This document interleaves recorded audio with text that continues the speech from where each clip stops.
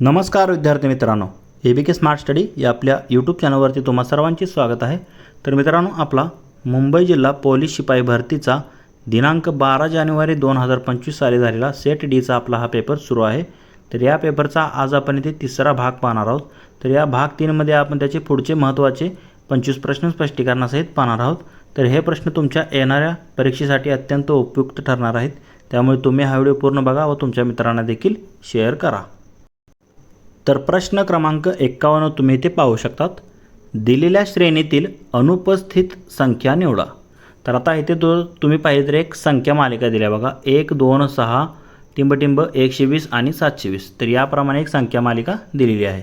तर आता रिकाम्या जागी काय येईल ते आपल्याला निवडायचं आहे। तर बघा इथे, तर आता इथे जर तुम्ही पाहिलं तर पहिल्यांदा 1, आता पहिल्यांदा काय केले त्यांनी 1 गुणवले 2 केले। 1 गुणवले 2 किती येतं? बे के बे। परत आता पुढची संख्या कोणती आली? 2। तर त्याला आता 2 गुणवले 2 2 गुणवले 3 केले, बे तरी किती? 6 आली पुढची संख्या। परत 6 गुणवले 3 केले म्हणजे 2 3 म्हणजे 2 परत 3 असं 6 गुणवले 4 केले, तिथे 6 चौक 24 येणार आहे पुढे। 2 3 4 असं गुणत गेलेत आणि 24ला परत गुणवले 5 केले, 24 पंचे 120 येतं बघा।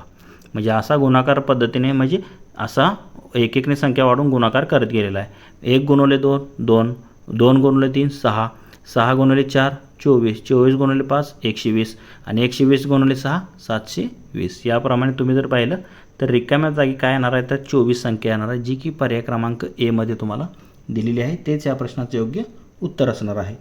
पुढील प्रश्न पाहूया, प्रश्न क्रमांक 52। पुढील शब्दातील अनेकवचनी रूप ओळखा। तर बघा, आज्ञे आज्ञा आज्ञी आणि आज्ञाने। तर ह्या जर तुम्ही पाहिलं तर एक आज्ञा अनेक आज्ञा असतात, म्हणजे आज्ञा हा ऑप्शन बी मध्ये दिलेला शब्द हा अनेकवचनी आहे। तेच या प्रश्नाचं उत्तर असणार आहे। पुढील प्रश्न पाहूयात, प्रश्न क्रमांक 53। चांदणी या शब्दाचे वचन बदलून येणारे रूप शोधा। तर बघा, चांदणी या शब्दाचं अनेक वचन काय होतं? चांदण्या होतं, म्हणजे वचन बदलायचं होतं फक्त आपल्याला। तर ते ऑप्शन ए मध्ये दिलेलं आहे बघा। तर वचन बदलून येणारे रूप शोधायचं होतं, तर एक चांदणी अनेक चांदण्या असतात। ऑप्शन ए या प्रश्नाचं उत्तर असेल। पुढील प्रश्न पाहूया, प्रश्न क्रमांक 54। 2024 मध्ये ऑलिम्पिक स्पर्धा कोणत्या ठिकाणी संपन्न झाली होती? तर आपल्या सर्वांनाच माहिती आहे, तर 2024 मध्ये पॅरिस फ्रान्स या ठिकाणी जे आहे तर ती ऑलिम्पिक स्पर्धा पार पडली होती, ज्यामध्ये भारताने एकूण 6 पदके जिंकली होती। पुढील प्रश्न पाहूयात, आणि त्याच्या अगोदरची जर पाहिली तर कोरोनाच्या काळातलं ऑलिम्पिक जे होतं तर ते टोकियो जपान या ठिकाणी झालं बघा। तर पुढील प्रश्न पाहूया, प्रश्न क्रमांक 55। मॅकमोहन कोणत्या 2 देशांची सीमारेषा आहे? म्हणजे मॅकमोहन रेषा जी आहे तर ती कोणत्या 2 देशादरम्यान असते? तर ती भारत आणि चीन या 2 देशादरम्यान असते बघा। तर आणि भारत आणि पाकिस्तान यांच्यामध्ये रेड क्लिप लाईन असते। कोणती? रेड क्लिप म्हणलं तर भारत पाकिस्तान, आणि भारत आणि चीन म्हणलं तर मॅकमोहन, हे लक्षात ठेवा। पुढील प्रश्न पाहूया, तर रेड क्लिप जो एक अधिकारी होता बघा इंग्रजीचा, इंग्रज अधिकारी, त्याने काय केलं, एका उंच अशा ठिकाणी चढला आणि इथून आता भारताची फाळणी होत होती, तेव्हा मला आता इथून एक रेष मारा, तर ह्या साईडला असेल पाकिस्तान, ह्या साईडला असेल भारत, म्हणून त्या जी रेषा आहे भारत आणि पाकिस्तानच्या मधली, तर त्याला रेड क्लिप त्या अधिकाराच्या नावाने ओळखली जाते, रेड क्लिप लाईन। पुढील प्रश्न पाहूया, प्रश्न क्रमांक 56। 36 34 30 28 24। तर पुढे प्रश्नचिन्हा जागी काय येईल? तर आता इथे फरक तिथे कमी होत गेला आहे बघा। 36 मधून 2 गेले, किती राहिले? 34 राहिले। 34 मधून आता 4 गेले, किती राहिले? 30 राहिले। परत 30 मधून किती 2 गेले?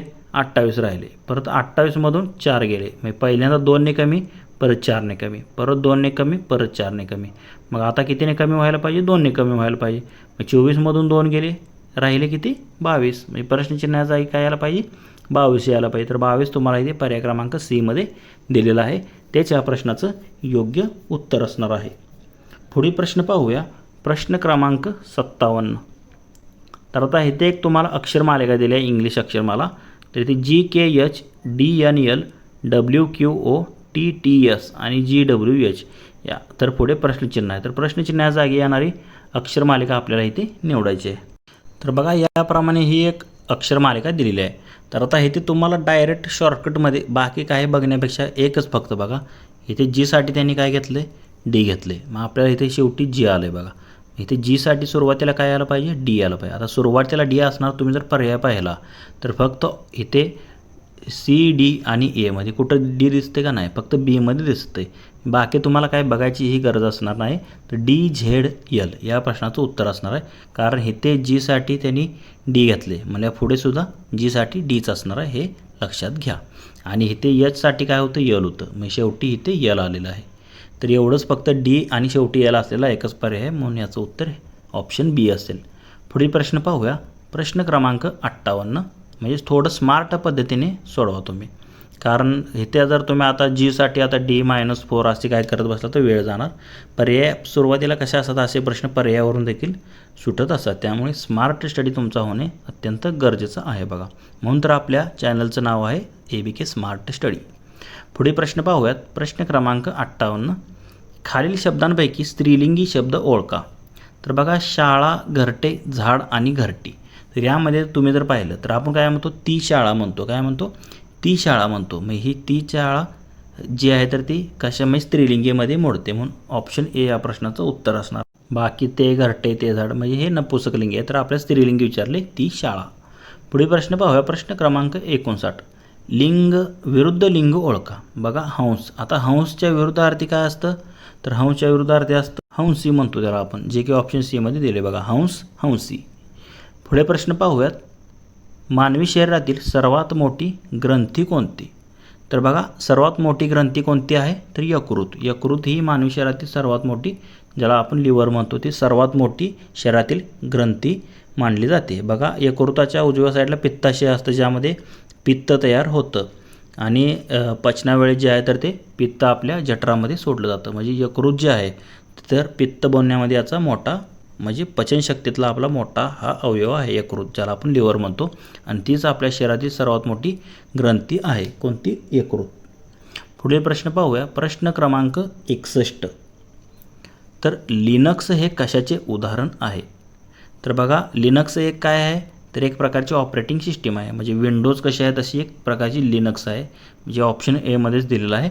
तर लिनक्स हे कशाचे उदाहरण आहे, ती एक प्रकारची ऑपरेटिंग सिस्टीम आहे. सॉफ्टवेअर, हार्डवेअर, प्रोसेसिंग डिव्हाइस यामध्ये काही संबंध नाही त्याचा, तर ही एक प्रकारची ऑपरेटिंग सिस्टीम आहे लिनक्स. पुढे प्रश्न पाहूया. प्रश्न क्रमांक 62. तर बघा, इथे आपलं कोडिंगवरती आधारित प्रश्न आहे बघा. विशिष्ट सांकेतिक भाषेत घोष्ट हे ONGCB असे लिहिले जाते आणि ABID अबाइडला UTMRQ असे लिहिले जाते, तर त्याच भाषेत रूल्सला कसे लिहिले जाईल. तर आता बघा, इथे काय घेतले त्यांनी, जीसाठी जशा तसं O घेतले, एचसाठी काय घेतले, N घेतले, आणि शेवटी टीसाठी B. मग ह्याप्रमाणे तुम्ही जुळवायचं आहे. त्याप्रमाणे ए अबाइडसाठी UTMRQ, म्हणजे ह्या एसाठी U, त्यानंतर बीसाठी टी याप्रमाणे घेतलेलं आहे. तर त्याचप्रमाणे रूल्ससाठी काय येणार बघा, R. तर आता इथे R इथे शेवटून 2 नंबरला आहे, तर इथे शेवटून 2 नंबरला काय, D आहे, म्हणजे डीसाठी काय येणार आहे, R येणार आहे. सुरुवात याची कशाने होणार आहे, डीने होणार आहे. तर आता डी सर्वच आता 3 पर्याय आहे, मग हा पर्याय कट झाला. तर बघा, दुसऱ्या आता नंबर काय, U आहे. तर आता U कुठे दिसते, इथे तुम्हाला UTMRO. हे U कशासाठी आले, एसाठी, मग 2 नंबरला काय पाहिजे, इथे ए पाहिजे. त्यानंतर यल. बघा, यलसाठी काय घेतलेलं आहे, तर ONGCB, तर रूल्स यलसाठी आपल्याला विचारले. यलसाठी त्यांनी दिलं नाही, तर पुढचा शब्द आपण बघूया, ई. बघा, इथे ई कुठे दिसते तुम्हाला, इथे शेवटी अबाइडच्या ई दिसते इथे, त्यासाठी ओ घेतलेला आहे. मग 4 नंबरला ओ असणार आहे, DAO.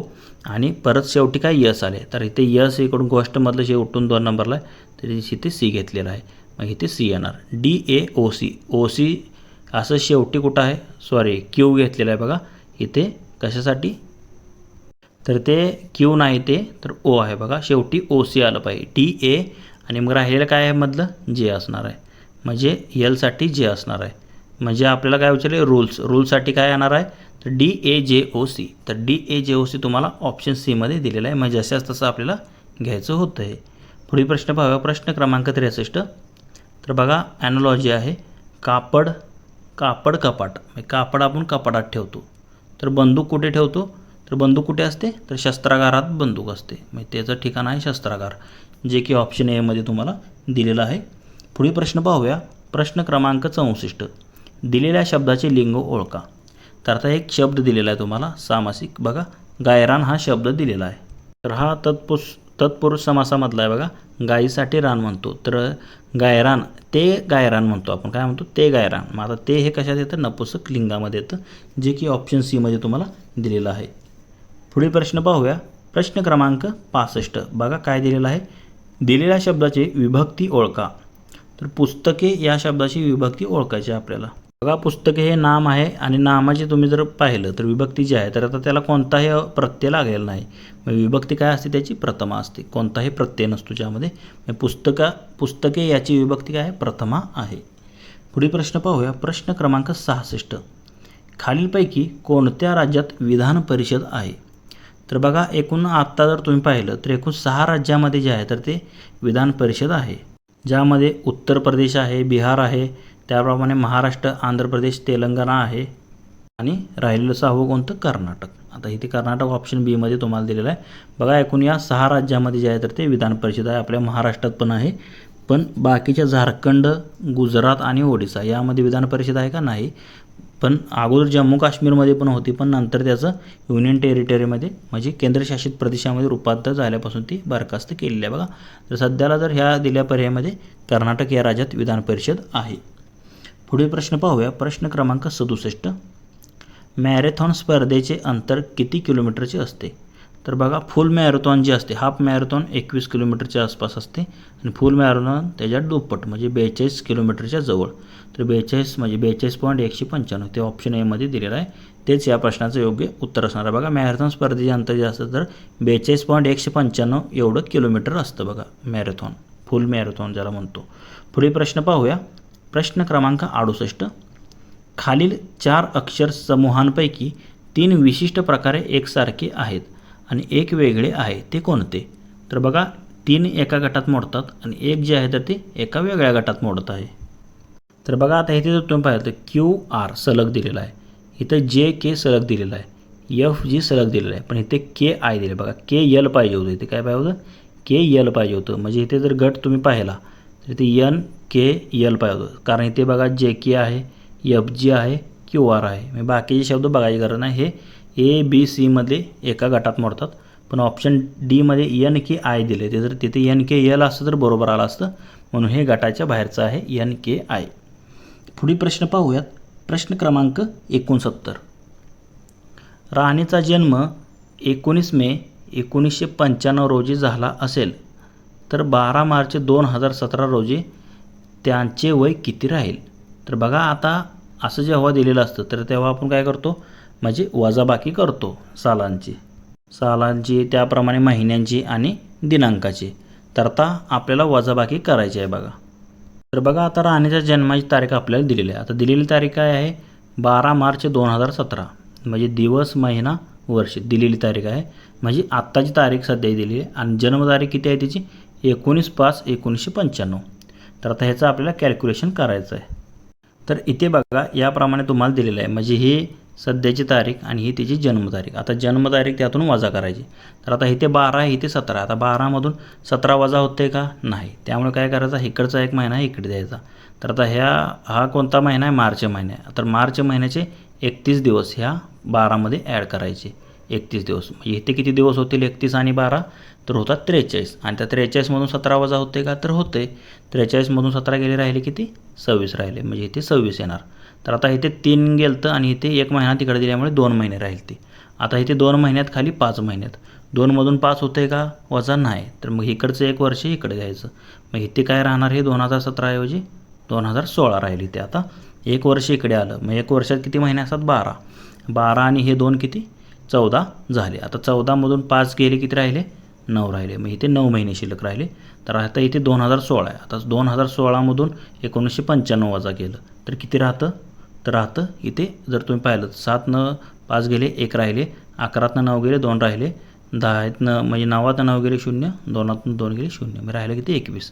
म्हणजे हे आलं वर्षामध्ये 21 वर्ष, हे 9 महिने आणि वर हे 26 दिवस बघा. तर याप्रमाणे तुम्हाला पर्याय कुठे दिसतोय बघा. तर 21 वर्ष 9 महिने, तर इथे प्रिंटिंग मिस्टेक आहे थोडी. 21 वर्ष 9 महिने आणि 26 दिवस येतात बघा. ऑप्शन ए मध्ये दिलेलं आहे, तेच या प्रश्नाचं योग्य उत्तर असणार आहे. म्हणजे टेबल तयार करा आणि महिन्यामधून महिने, दिवसामधून दिवस आणि सालामधून साल वजा करायचं.